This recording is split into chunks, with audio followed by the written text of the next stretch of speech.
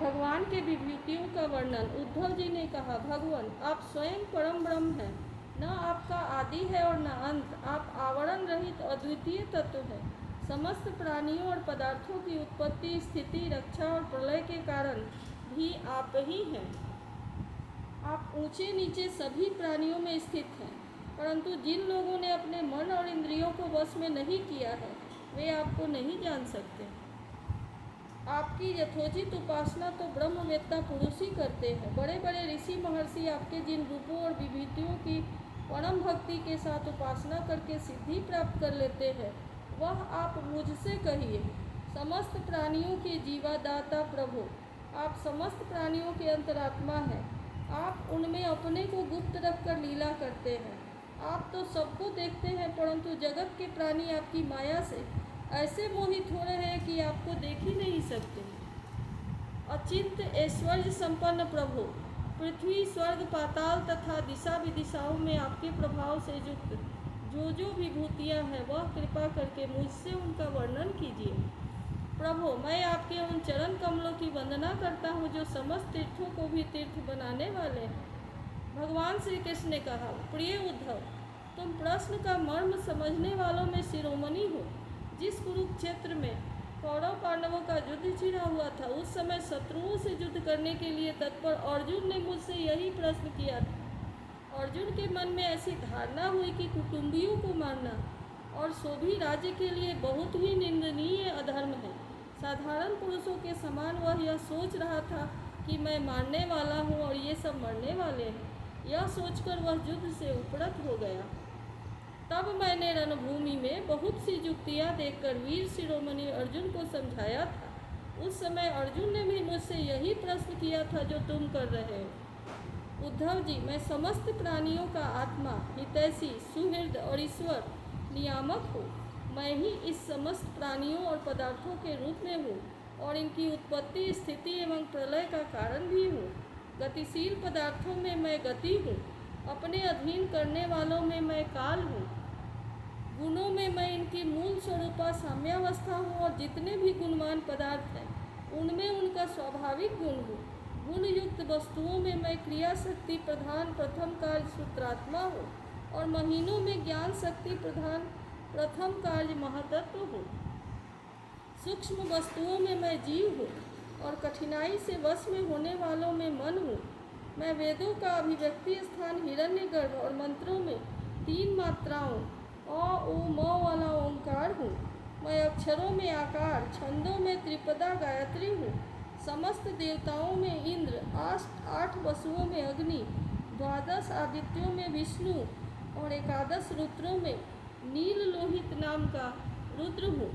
मैं ब्रह्मर्षियों में भृगु, राजर्षियों में मनु, देवर्षियों में नारद और गौओं में कामधेनु हूँ। मैं सिद्धेश्वरों में कपिल, पक्षियों में गरुड़, प्रजापतियों में दक्ष प्रजापति और पितरों में अर्यात्मा हूँ। प्रिय उद्धव, मैं दैत्यों में दैत्यराज प्रहलाद, नक्षत्रों में चंद्रमा, औषधियों में सोमरस एवं यक्ष राक्षसों में कुबेर हूँ। ऐसा समझो। मैं गजराजों में ऐरावत, जल निवासियों में उनका प्रभु वरुण, तपने और चमकने वालों में सूर्य तथा मनुष्यों में राजा हूँ। मैं घोड़ों और उच्छल स्वरा धातुओं में सोना, दंडधारियों में यम और सर्पों में वासुकी हूँ।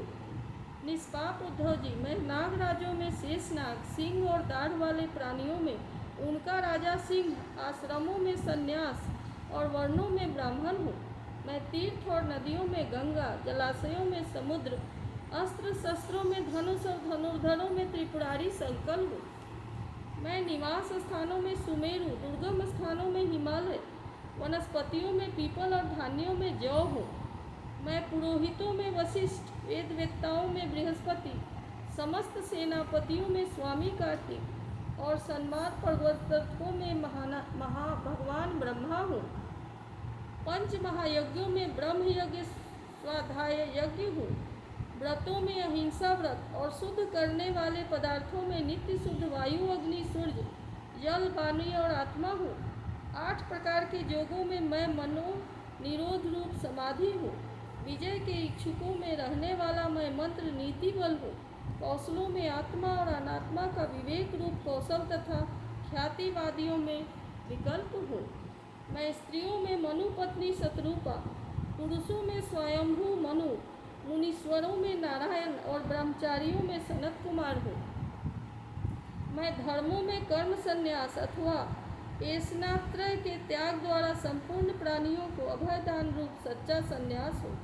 अभय के साधनों में आत्मा स्वरूप का अनुसंधान हो, अभिप्राय गोपन के साधनों में मधुर वचन एवं मौन हो, और स्त्री पुरुष के जोड़ों में मैं प्रजापति हूँ, जिनके शरीर से दो भोगों से पुरुष और स्त्री का पहला जोड़ा पैदा हुआ हो। सदा सावधान रहकर जागने वालों में संवत्सर रूप काल मैं ही हूँ। ऋतुओं में बसंत, महीनों में मार्गशीर्ष और नक्षत्रों में अभिजित हूँ।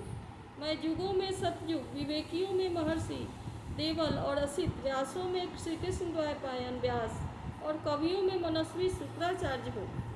सृष्टि की उत्पत्ति और लय, प्राणियों के जन्म और मृत्यु तथा विद्या और अविद्या के जानने वाले भगवानों में विशिष्ट महापुरुषों में मैं वासुदेव हूँ।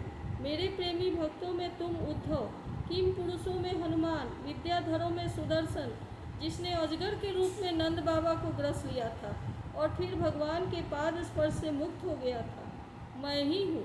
रत्नों में पद्मराग लाल, सुंदर धातु वस्तुओं में कमल की कली, तृणों में कुश और हविष्यों में गाय का घी हूँ। मैं व्यापारियों में रहने वाली लक्ष्मी, छल कपट करने वालों में द्युत कीड़ा, तितिक्षुओं में तितिक्षा, कष्ट सहिष्णुता और सात्विक पुरुषों में रहने वाला शत्रुगुण हूँ। मैं बलवानों में उत्साह और पराक्रम तथा भगवत भक्तों में भक्ति युक्त निष्काम कर्म हूँ। वैष्णवों की पूज्य वासुदेव, संकर्षण, प्रद्युम्न, अनिरुद्ध, नारायण, हयग्रीव, बराह, नृसिंह और ब्रह्मा, इन 9 मूर्तियों में मैं पहली एवं श्रेष्ठ मूर्ति वासुदेव हूँ। मैं गंधर्वों में विश्वावसु और अप्सराओं में ब्रह्मा जी के दरबार की अप्सरा पूर्वचित्ती हूँ। पर्वतों में स्थिरता और पृथ्वी में शुद्ध विकारी गंध मैं ही हूँ। मैं जल में रस, तेजस्वी में परम तेजस्वी अग्नि, सूर्य, चंद्र और तारों में प्रभा तथा आकाश में उनका एकमात्र गुण शब्द हूँ। उद्धव जी, मैं ब्राह्मण भक्तों में बलि, वीरों में अर्जुन और प्राणियों की उत्पत्ति, स्थिति और प्रलय हूँ। मैं ही पैरों में चलने की शक्ति, वाणी में बोलने की शक्ति, वायु में मल त्याग की शक्ति, हाथों में पकड़ने की शक्ति और जननेंद्रियों में आनंद व भोग की शक्ति हूँ।